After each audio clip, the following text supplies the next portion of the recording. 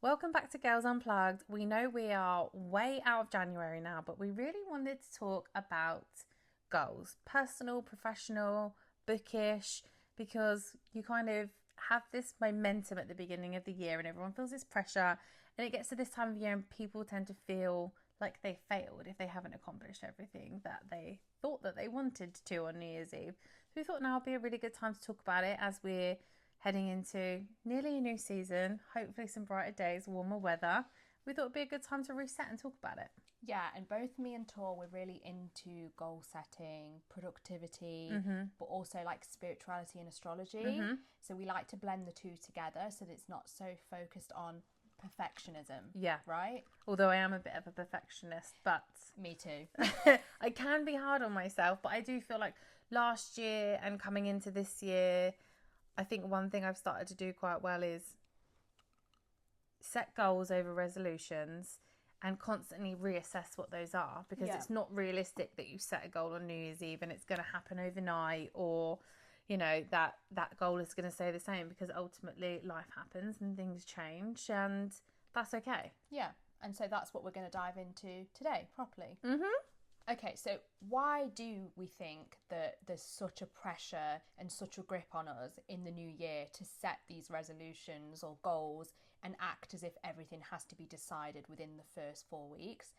And I will specifically add to that actually I feel like me and you decide it even earlier than that. We decide in November or December, don't we? Yeah. So why do we think that is?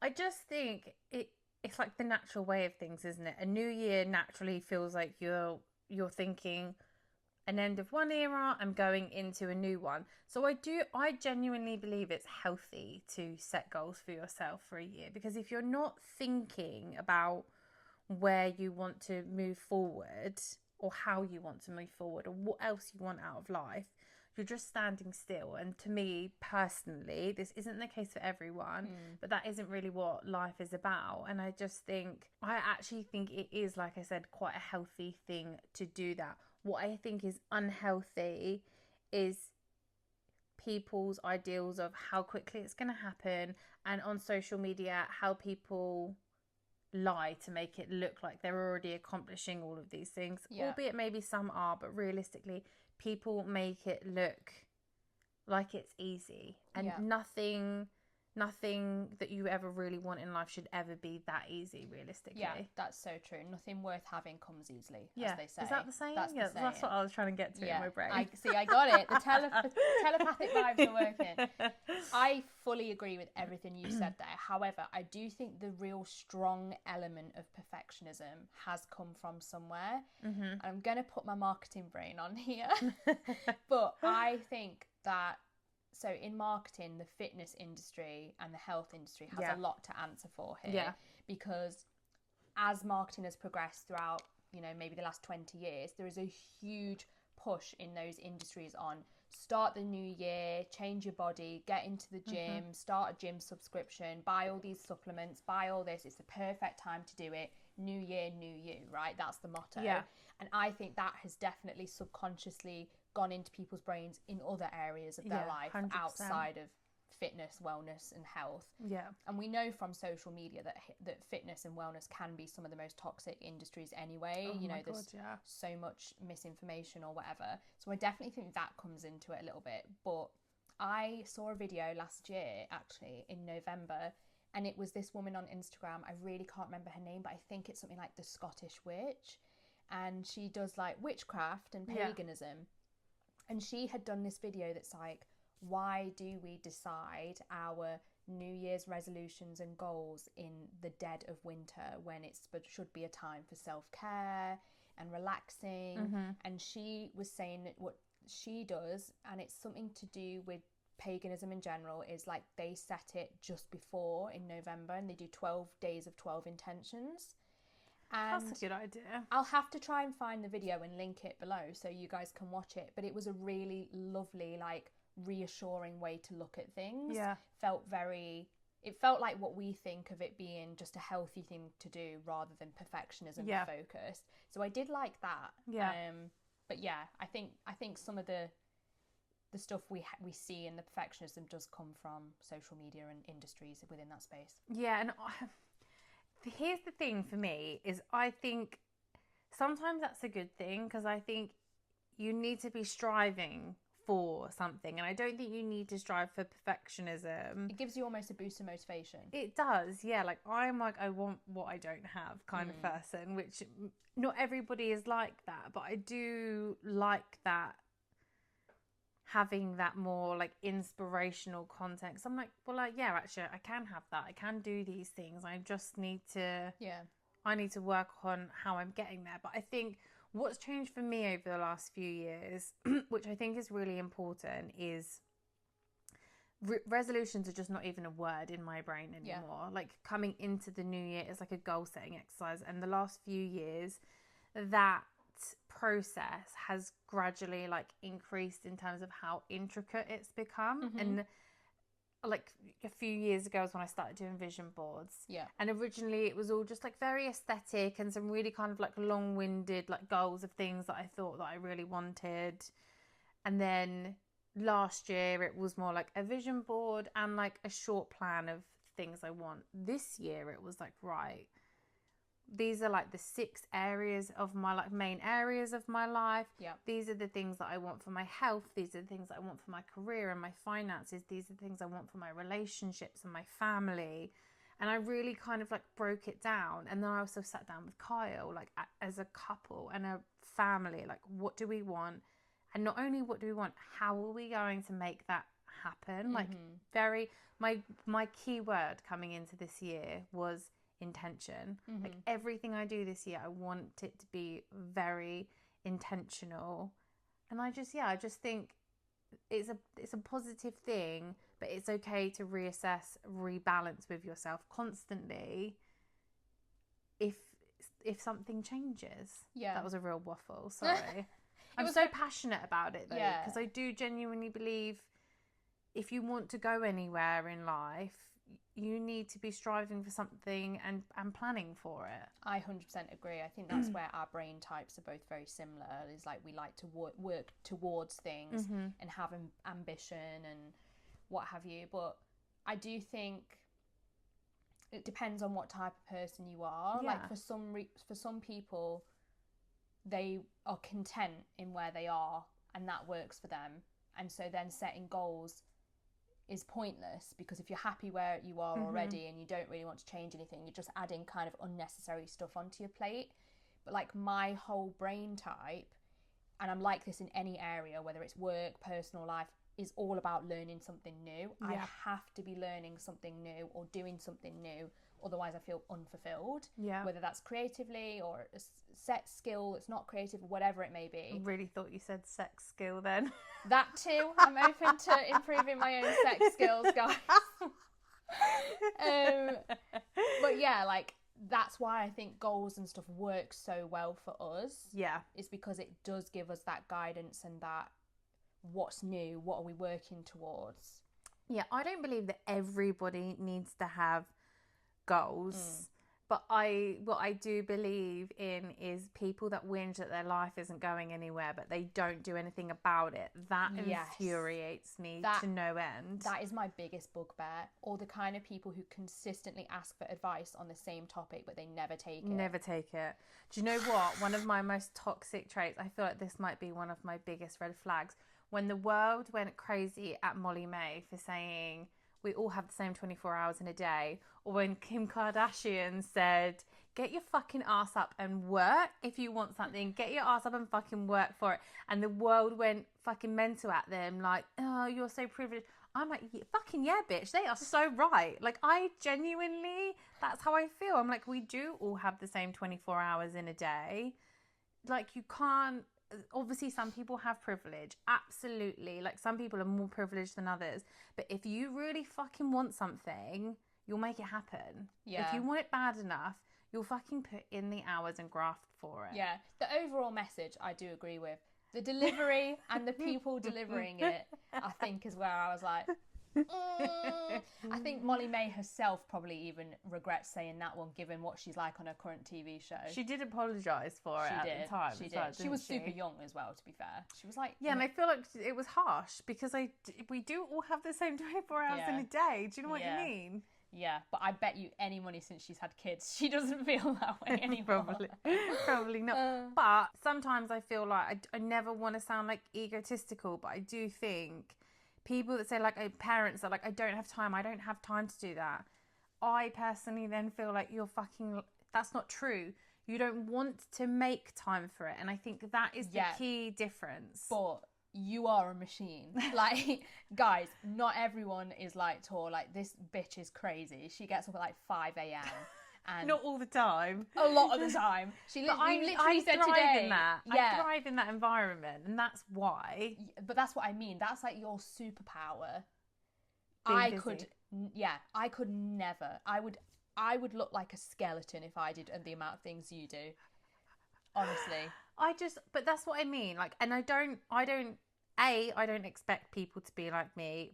Some people would be like, you're mental. Like, why do you do this to yourself? Yeah. But this is where I thrive. But that's what I mean. Everybody does have the same 24 hours in a day. And you choose to do with it what you wish. I choose to be productive. I choose to make my time work for me. And I'm, pretty smart about like the way in which I do things through the day to be like as time effective as possible. And that's what I mean by you choose not to have time to do things. Having kids and a job isn't an excuse to not go after something else that you want in life, because most people could make time for it one way or another, but it's all about, prioritizing. Sometimes you're sacrificing one thing for another thing. People are probably going to come after me like they did Molly and Kim, but that's just personally how I feel about it. Yeah, no, it makes sense. Okay, so one thing I picked up on that you said in that was resolutions aren't in your vocab. That's not something you do. You do vision boards. And I feel like it's a good point for us to dive into that a little bit, because we both do this. We do vision boards rather than New Year's resolutions. And I think that is a better way to do it, playing into that, focusing on wellness rather than perfection. Yeah. So talk me through why you do vision boards over resolutions and how you do yours. So I think I said before, like my vision boards used to just be like Pinterest. What did I think looked really aesthetic? And I just used to like throw it together. Now my vision, like this year, my vision board came from a place of I actually worked through my goals first. I think, like I said before, broken down into like 6 categories, what I wanted within each of those categories. And then from there, I found things on Pinterest again still as to what fit in with those goals. And then made it into a nice vision board. For me, the purposes of a vision board, and I have it in front of me all the time, it's the screensaver on my Mac, it's the screensaver on my phone. I am a manifester, and superstitious is not the right word, spiritual. Like I am, if I see 1111, if I see double numbers, I will, unless I'm literally in the middle of an important call or meeting or something. Even if I was having a conversation with Bronte and I was like, it's 11:11, I would stop and for 30 seconds, like think about my vision board and manifest. And I think that is the importance of having a vision board. Like if you can't imagine yourself in that future life, that probably isn't actually the life that you want or really are going after. And I think that's the importance of a vision board for me personally. And I do think, like I said, vision boards need to come from a place of things that you actually want, not this kind of like magical made up idea of this would be my perfect life. It needs to be somewhat rooted in realism. Exactly. You said it better than I could. I completely agree. So funnily enough, we didn't plan this at all, but me and Tor have both changed the way we do our vision boards this year in the same way. So mine also fits into categories this year, which it never normally does. I've done vision boards for about 4 years. Resolutions just never worked for me because I would just break them within a month. I don't have discipline when it comes to stopping myself doing things. So if I made a resolution that was like, don't eat XYZ, there would be like no willpower within me to actually do it. And so I'd break it within a month, then I'd feel guilty and it would just spiral. Vision boards, however, I'm a visual person all round, hence why I love, films and art and whatever. But they just work for me better.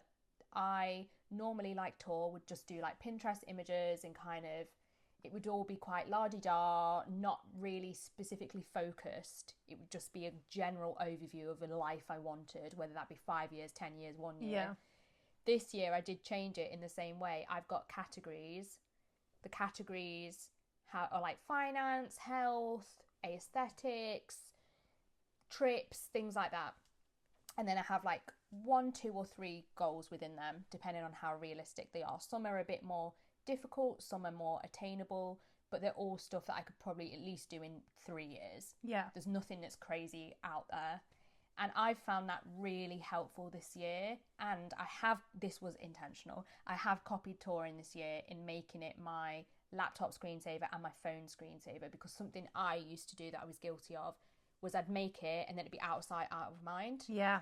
Because I'm not one of those people that likes to make them physically, like yeah, collage, me neither. and then stick them on your wall. I don't That's like that. That's a lot of money wasted buying magazines. Yeah, but also, like, I don't like having, you know, your vision board on the wall in your house for everyone else to see and judge, because I don't necessarily want everyone to know what I'm working towards. So I actually saw this woman on, I was either watching a podcast episode or something on Instagram, and this woman actually had hers in her bathroom, so that when people came round they could see like what but she felt so strongly about it. And I was like, actually, like, depending on who you are and what you like it makes sense. Like, then you see it and people see it and ask you questions about it. And yeah, I think it depends. I just think it depends on the type of person you are. Depends what type of person you are, but I am a bit superstitious in the way that people might wish you ill without you realising. Oh, I do agree. Kind of puts it out there for them to do that. It's like that TikTok that's like, nobody will support you more than a TikTok friend. Yeah. But it is so true. Like, the support that you get online sometimes is completely different from the support from people that have been around you your whole life. I've got friends I've had for like 15, 20 years who've never liked a single one of my TikTok videos or Instagram posts. Or follow the podcast. And then there's like Tor's best mates liking our podcast pictures. Like, I get more likes from them. No, but seriously, it's so true. And like, that's why, you know, there are certain people that I would go through my vision board with. I would happily take you through it. I've been through it with Polly, Jasmine, you know, because they were making them at the same time, because I trust them. But there'd be, you know, certain people who I would feel like, even if they were still a good person, but subconsciously might be like, I don't know, she's That's not so unrealistic. Yeah, she's not going to do that in a year. And I'd just be like, I can't even be arsed with you looking at it. Yeah. I keep it to myself. And I just think if you get that vibe about someone, it's like right there in your life. I feel like most of the time it's family. I feel like it's family and I can't get rid of them. Oh my God, that's so funny. But I think I personally, the important thing to me with setting goals is being able to deal with changes. Like, if something comes along to impact a goal or changes the way that you visually see that happening in your mind, you have to be able to pivot with it, or be able to say, okay, things haven't gone quite how I thought that they were going to go so far this year, but we move. You know, we reassess and we start again. One thing I've done this year, which I think is really important, is check-ins. Like, I'm holding myself accountable to the things that I want from my life. I have you guys probably would have heard me talk about her before. I have a best friend / wife / soulmate. Her name is Amy. And we have a monthly check-in call this year at the end of every month. And we're calling it our monthly achievements call or meeting, where we're actually just going to stop and step back and not even, like, you know, beat ourselves up about our goals. What have we done this year or this month that we really wanted, or that is an achievement? And this month for her, that will look like, she's been talking about decorating her living room for like 2 years. She's finally ordered a new sofa, so she's now going to get rid of hers and start decorating. Do you know what you should do when you meet up? You should do it with her in person. You should do that achievement cake that people do on TikTok. And you could just put a picture of a sofa in for Amy. But I just think, actually, those things, stopping and taking a beat instead of beating yourself up because you haven't lost I haven't lost the £5 I wanted to lose in January. No, but I've done this and I've done that and you've done that. I just think that is a much nicer way of keeping momentum. Yeah, I feel like that's something I'm not very good at. Yeah. I mean, I'm very much a person that focuses on failure anyway. Like, for instance, I didn't even go to my own uni graduation because I was 1 mark off a first and I was fuming at myself. You know, like, I am the biggest perfectionist in the world. I got distinction, merit at college instead of distinction. So I cried when I got the results. And do you know what I mean? Like, I am horrendous for it. Right, maybe I need to put a monthly achievement score in with you as well. Yeah, guys. Every podcast filming session, I'm going to make Bronte check in with herself about something good she's done for herself. But I won't see it as good, that's the thing. So I won't even say I've done this, and this. I'll just be it's like... It's a mindset thing. We'll change it. I know. We will change it. I am much better than I used to be. I had to have therapy for it, guys. I was that bad. I do get it, because I feel... like, I can be the same. I will beat myself up for the craziest thing. But that's why I feel like I'm trying to change the way I do things this year. And I feel like that's why this episode is important, because people do get to this time of year and they think, we're already 2 months into the year. We're heading into spring. I haven't lost the weight I wanted to lose. I haven't been going to the classes I said I wanted to do. I haven't quit smoking. Like, all these things. But it's just a month. Yeah. You're still only 2 months into the year. There's still a whole year. There's still so much you can do to change what is happening right now. Instead of saying, it didn't happen already, I'm giving up, it's stop, reassess, and see what is working for you, what isn't working for you, and change it. And sometimes you just need to break things down into baby steps as well. If a goal feels unmanageable, it's like, right, what can I do to begin that goal? And then how do I progress it? And then how do I reach the finish line? Because some goals, you know, are simple and quick and easy, like reading a specific book you want to read, but other goals take a bit more preparation, and it can be daunting to try and figure out how to break them into manageable steps, especially if you do have a brain type that's like anxiety, ADHD, or anything like that, where overwhelm is super easy. And you want everything to happen now. Like, I think one of my biggest things I've really learned about myself and my ADHD this month specifically is my addiction to momentum. Well, because ADHD is addicted to the dopamine effect, right? Yeah, it is. And I've never really thought about it like that. But I am addicted to that, like constantly something happening around me. And you have to, you know, just bring it down sometimes and remember it can't always be like that. I think when a few years ago, when my biggest thing was to lose weight, it was so daunting because I felt like there was so much weight I wanted to lose, and every time I got a month into a new plan and I, barely moved a pound, I was feeling disheartened. And last year was the first year I think I really broke it down into baby steps. I read Atomic Habits, and that is all about being just making your day 1% better than the day before. 1%, that's all you need to do it better than the day before.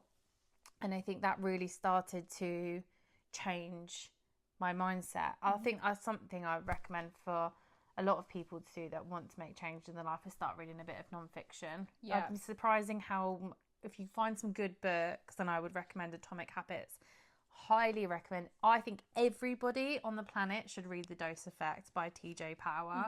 It is so powerful, so transformative, so simple. It's not really scientific. Everything is really, like, I don't want to say dumbed down, but easy to digest. It's so easy to digest. There's small challenges in every chapter. That's actually, funnily enough, one of my goals for this year is to read some non-fiction, specifically finance books for me, because that's where I want to improve in one of my life areas. But I am going to generally read more non-fiction. So we've talked a lot about the actual goals and resetting yourself, not beating yourself up. But what do you actually want more of this year? Mine is kind of contradictory to what we've been saying, in the sense that this year I actually do want a lot of discipline. Okay. But the reason for that, and the reason I'm striving for like real set goals and hard work this year, is because I didn't feel like I did that in 25 and 24. And that was fair. I think it was right of me not to focus so heavily on certain goals because I had a lot of family things and stuff going on. But this year I really want to be focusing on discipline and, bettering my career, bettering the stuff I'm doing outside of my career, getting more steps in, getting more exercise, like just striving to generally be a more disciplined, productive version of myself. Because last year I was just like all over the place. Up and down. Yeah, really inconsistent. Yeah, that's fair enough. I think that's, everybody wants to do that, no? Yeah, exactly. Well, does everyone want to be more disciplined? No, but I think everybody who has a brain, type A brain, maybe like us. I feel like I went from like being like a type B person to then like a type C to a type A. Like I've always been a bit of both, but now I'm very type A. Yeah, I've always been type A. Monica from Friends.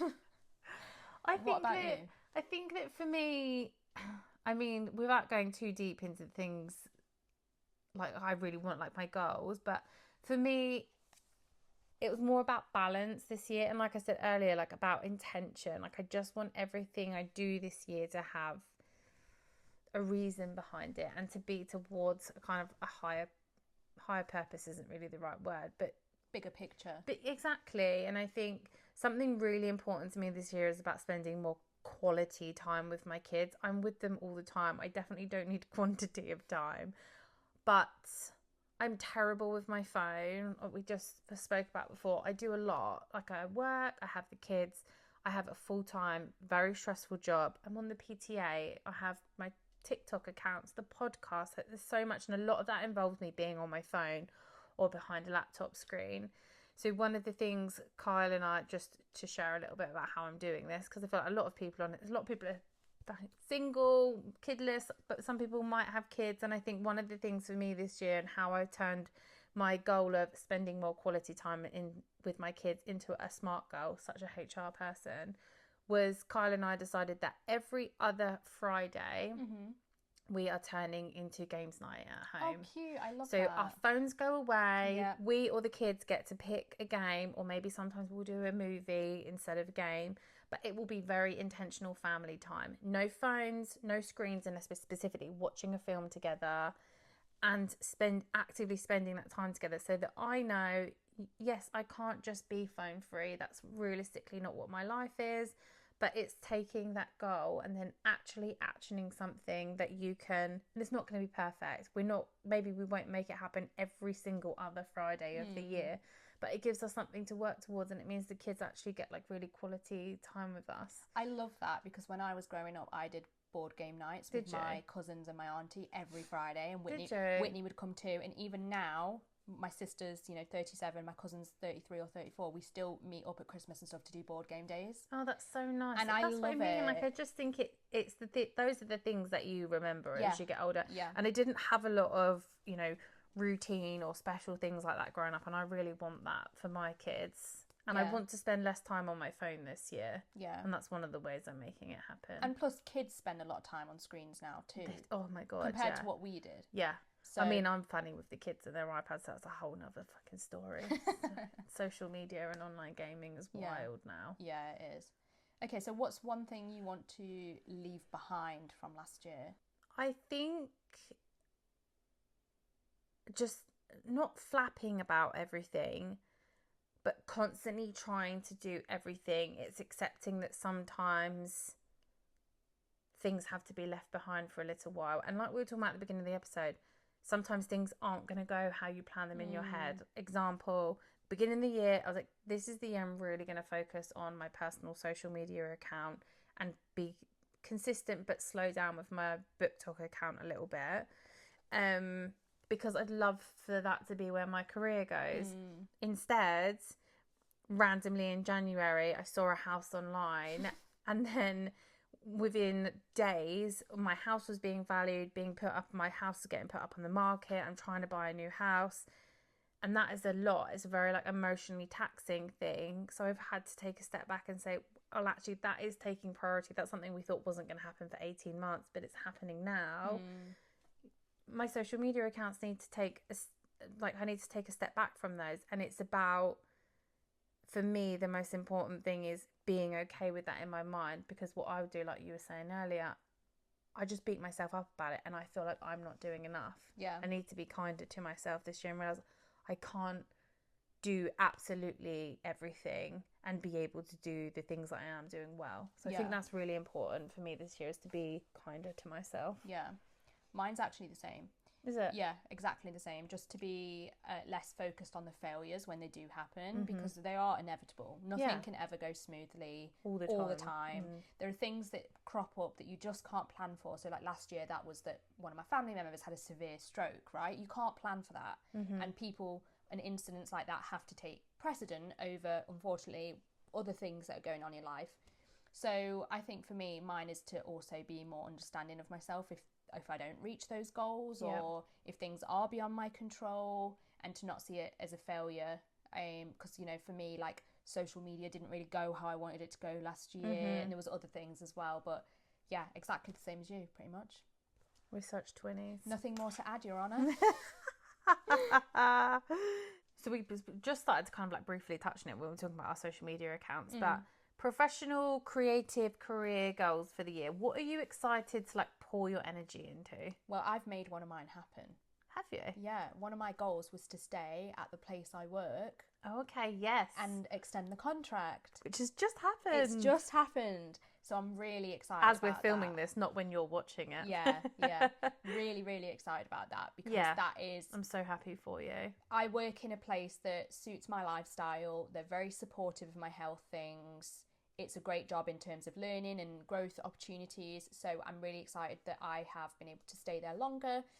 My other goals involve being more analog and less digital, which is a bit of a contradiction to the fact we do social media. However, in doing social media, I have sort of inadvertently moved away from how I used to do creative hobbies, which was like drawing on paper, scrapbooking, or just anything like that I used to do in an analog way. And then I got an iPad with Procreate and started to do social media, which is on a phone, and, you know, Canva. And so one of my goals this year is to specifically try and get back into those, what TikTok likes to call grandma hobbies, and doing them off screen creatively, because what I feel like is when I do things digitally, my creativity is not as good. There is something so fundamental to creativity about putting it on paper. And I actually learned that in a writing class last year as well. The teacher kind of talked about this study that said, like, if you do 15 minutes of handwriting, it's like really detrimentally important and positive to your writing experience. It's like a whole study about it. Oh my God. Yeah. So one specific goal within that is to do a film journal this year, because it ties together with my content, but it's still something that's physical and tangible and fun. So I've brought myself a little eco journal from Etsy, and I'm going to like scrapbook all of the films that I've loved this year. And then hopefully, you know, at the end of the year, I have this kind of inspirational visual diary that I can look through that's like, gosh, yeah, I really did love that film. You know, look at all these colours that were in it, look at whatever. So that's one creative, specific, like, hobby goal. And then my third one, which is also like a more career goal, is to just keep editing books for clients and trying to do that more, because I really enjoy it. The ones that I've done have been really super fun. I've loved working with my clients, and I just want to keep doing it more. Yeah. I love this for you. Thanks. So peaceful. Yeah. So grandma. Busy, but so grandma. It's so grandma. I mean, editing books isn't really very grandma, is it, really? Let's face it. Not when they're smutty cowboy romances as well, which is the one I'm working on at the minute. So love this for you. What are your goals? I feel like it's a really hard one. I feel like professionally, my actual job is gonna be very busy this year. So considering I was kind of coming into 2026 thinking, you know, maybe my career was going to come more to like the social media side of things, I feel like that for me is like a movable goal. I need to kind of see how my year goes to see like professionally, career wise what I'm going to do. I would eventually like to, I really kind of started to find a rhythm over Christmas with my personal TikTok account, because I'd always kind of wondered where my niche was going to go with that. And then I don't know why it all of a sudden really dawned on me that the most obvious thing was that I'm an absolute productivity junkie. Like I literally get high over it. Yeah, so guys, if you like this content that we're doing right now, this specific episode, you should follow Tor's personal TikTok, because I don't post on there much at the moment. Well, you kind of do. I see your videos a lot, but that's what she's basically doing more of on there, and you'll get loads of helpful tips. Yeah, I do just think I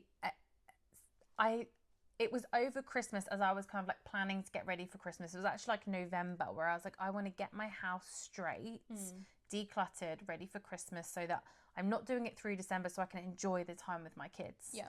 And actually, as I was doing it, people were messaging me going, oh, this is really motivating me. I'm going to kind of like get my space like decluttered, or I'm going to clear out this drawer, or I'm going to clear out my wardrobe. And I was like, actually, this makes so much sense for me because I am naturally such a constantly want to declutter my space kind of person.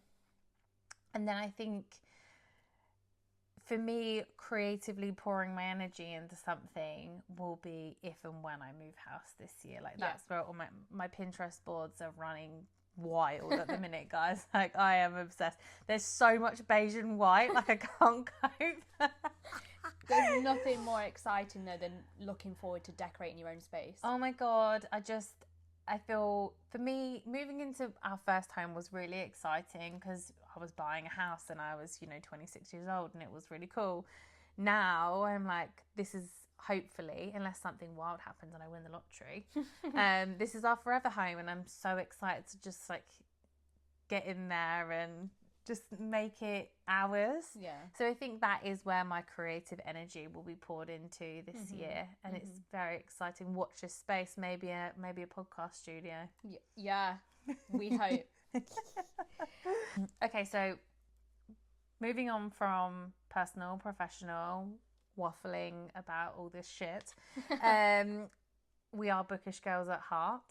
So let's move on a little bit to our bookish goals of the year. Do you have any specific bookish goals this year? I do. I have quite a few actually, but I won't go through them all because I'll bore you to tears. But one of them is the same every year, and that's to diversify my reading. Yeah. I always want to try and read as many different types of authors as possible, whether that's gender, race, whatever it may be. It's not just one specific thing.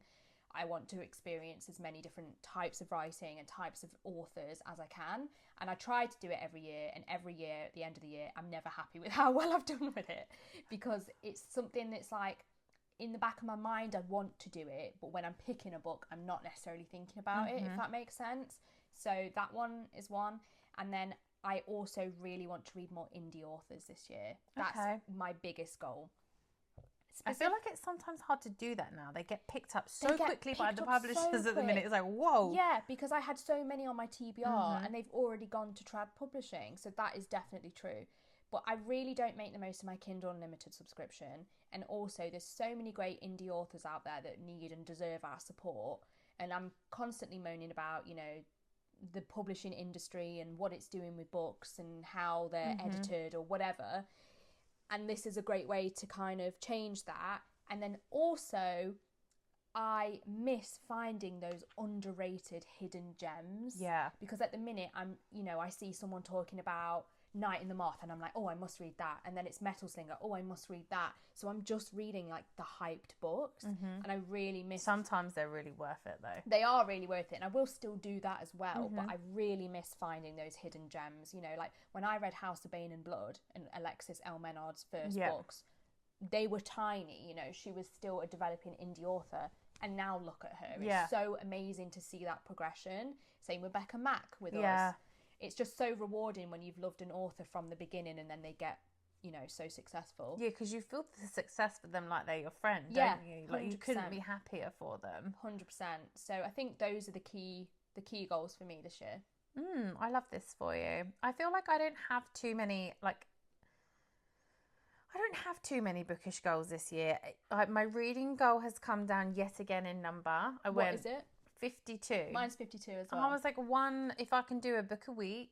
I mean, I've already, smashed that for January coincidentally, but I just had a really good reading month. But I definitely saw it slow down last year, and I don't want to feel pressure to read. I just want to read when I want to. Yeah. I want to read. I'm definitely back into more fantasy than anything else. I don't want to read books just because they're hyped. And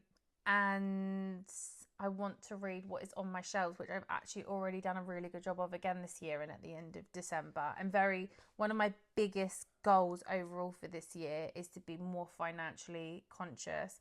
I'm so materialistic. I'm not even ashamed to admit it. I am. We both are. I love things.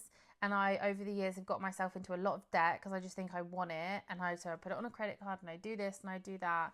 And this year I'm not about that. And so reading what I have and I've got rid of Kindle Unlimited, I've got rid of Audible. I'm just going to read what I have and get things as and when I really need or want them instead of the other way around. Yeah, that is probably actually one of mine as well, come to think of it, 'cause my TBR is out of control. You're telling me. Yeah, and I'm really guilty of just like reading everything on Kindle so it doesn't get read. But I need to change that drastically. And it's so nice reading a physical book. Yeah. I've read a few physical books this month, and I absolutely loved actually just picking up the books on my shelves. Yeah. I think for me it's because of the way I like to lie down when I read. So like the Kindle is a little bit easier. Yeah. But I just need to stop being lazy, basically. That's why I always have 3 on the go though. So I always have an audio book on the go. Usually a physical book on the go, and then always a Kindle, so that I can read my Kindle in bed if you know. So when do you read the physical?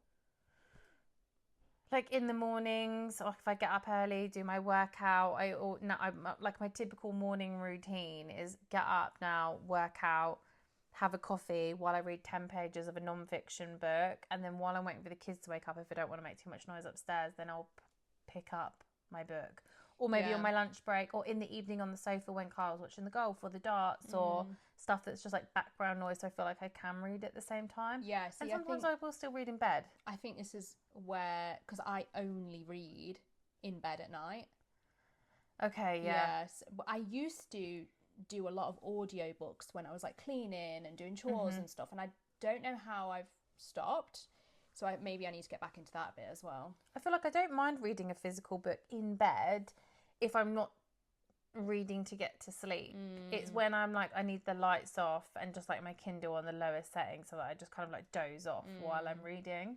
Yeah. So. And that's me, guys, every night. And it is nice. I just feel like I'm more page turnery when I'm reading a physical book. There's just something different about it. When I do it, I really enjoy it. But it's just like, I always want to be lying down. You always want your Kindle in your hand. No, I do. I get it. So sticking with the bookish goals for now, what are you giving yourself permission to stop doing this year? Reading so much.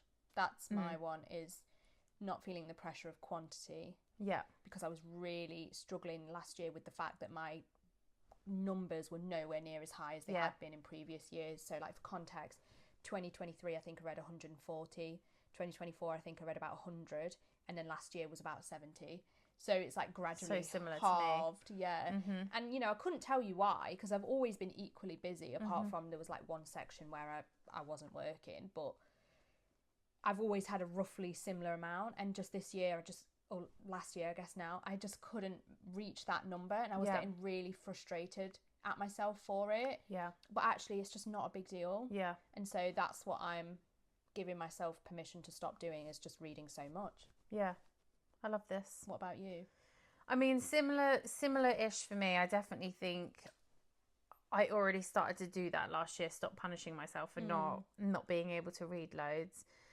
I think this year it's more about accepting the fact that I don't need to post about everything on BookTok. Yeah. I think that part of my life, I guess, is not over, but I just don't feel, you know, just 18 months ago, I felt the need to be posting about every single book I read on my BookTok account.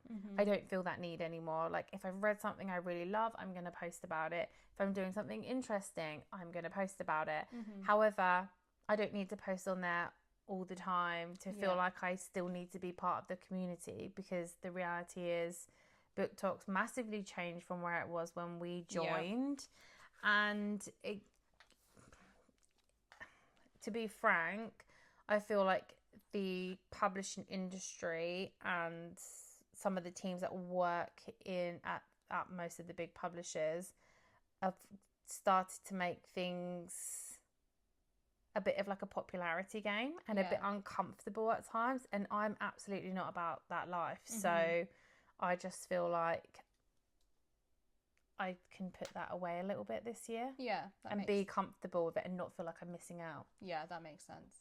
So another thing I kind of mentioned earlier is that we're both actually very spiritual as well, and we love astrology, and I definitely think that also plays into our year and our goals and how we look at things. This year is obviously year of the horse. I think it's actually technically the year of the fire horse. Did you know that? No, I didn't know that. And I'm a fire sign, so that feels like it bodes well. Last year was year of the snake. Yes. So it's all about moving forwards and shedding the bad things, right? Yeah, so year of the snake was all about like shedding things that you no longer wanted, needed, no longer served you. And the year of the fire horse is supposed to be all about momentum. And if you're an F1 fan, it also means year of Ferrari. I hope. Oh God! Oh my God! That's just reminded me that we've got Drive to Survive is coming out soon, new season. I feel like, do you know what's going to happen this year, guys? We're going to have George Russell world champion, and I do think Charles and Lewis are going to do well. Oh, that's my gut instinct. You heard it here first. Yeah, feel free to come back in December and tell me I'm wrong. I really want to see Carlos Sainz, and I would love to see Williams. I'd just like to see Williams do well this year. Yeah, to be and honest, Alex Albon, he's such a sweetheart. There's quite a few drivers that I absolutely love, and I'd be happy for them to do well, really. There's not many people I don't like. Anyway, we're going horrendously off topic. That was not astrology based. But I couldn't resist. But we know so many book girlies are also F1 girlies, so it makes sense, okay? Yeah. So going back to what we're actually supposed to be talking about, do you think having an interest in astrology and spirituality shapes how you look at goals?